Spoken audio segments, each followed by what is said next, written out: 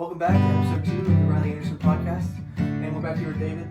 And last episode, David, you mentioned that the chicken economy is pretty big in Nacogdoches. So what do you know about chickens? Yeah. Tell me about that. So I don't know a whole lot about chickens from personal experience, but just growing up in a town where that's so much of the economy, I've come to know a little bit about it. For some perspective, I come from Nacogdoches County, which borders Angelina County to the south. And we have roughly 20 million chickens in Nacogdoches County at any given time. And Angelina County, to my knowledge, has roughly 2 million. But the counties are about the same size. So that tells you, Angelina County has an economy based off timber. We have an economy based mainly off of poultry. So there is that difference between us. It's a lot of our identity. I had the opportunity to work with a guy a few years ago that was a student at Stephen F. Austin State University, which has some sort of specialties. They have a great nursing program, but they also have a great poultry program and a great forestry program. And he lived on the SFA chicken farm, which, if I remember correctly, has 4 houses that each have about 16,000 birds. I learned a little bit about chickens from him.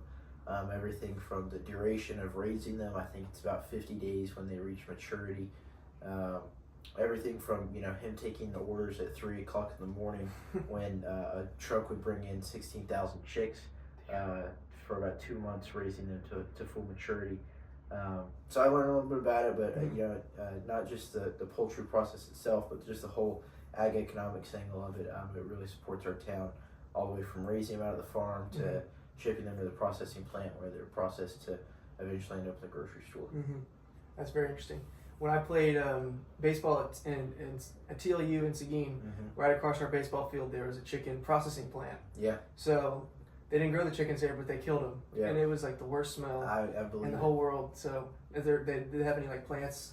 Yeah, in Nacogdoches, or is it mostly growing them up? Yeah, so we have the farms are mainly out in the county, and then in town we have 2 big plants, Pilgrim's Pride, which is a big Texas company, and Tyson Chicken. That's what the one in Seguin was, Tyson. Yeah, we have 2, a Tyson and a Pilgrim's are the 2 big ones there, and they're big plants, everything from defeathering to the actual slaughtering process, and yeah, it's a big part of our local economy. It employs hundreds of folks. Tyson and Pilgrim's are 2 of the largest employers in the county, second to the school district and the university.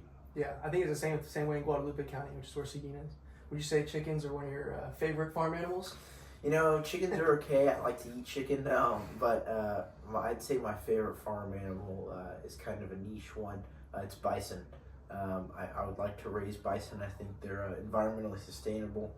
And I have a lot of respect for the cattle industry, but I think that if we pivoted a lot of our cattle industry ranching to bison ranching, it'd be good for soil health, it'd be good for water conservation, it'd be good for reseeding native grasses, a lot of things like that. So bison is weirdly enough probably my favorite animal. That's very interesting. I think bison are pretty cool. I think they definitely look the coolest. They kind do, of like some of the best animals, but that's awesome. Well, thank you for telling me about that. Of course, yeah. See you in the next episode. See you in the next episode. Thank you for joining us on this episode of the Riley Anderson podcast.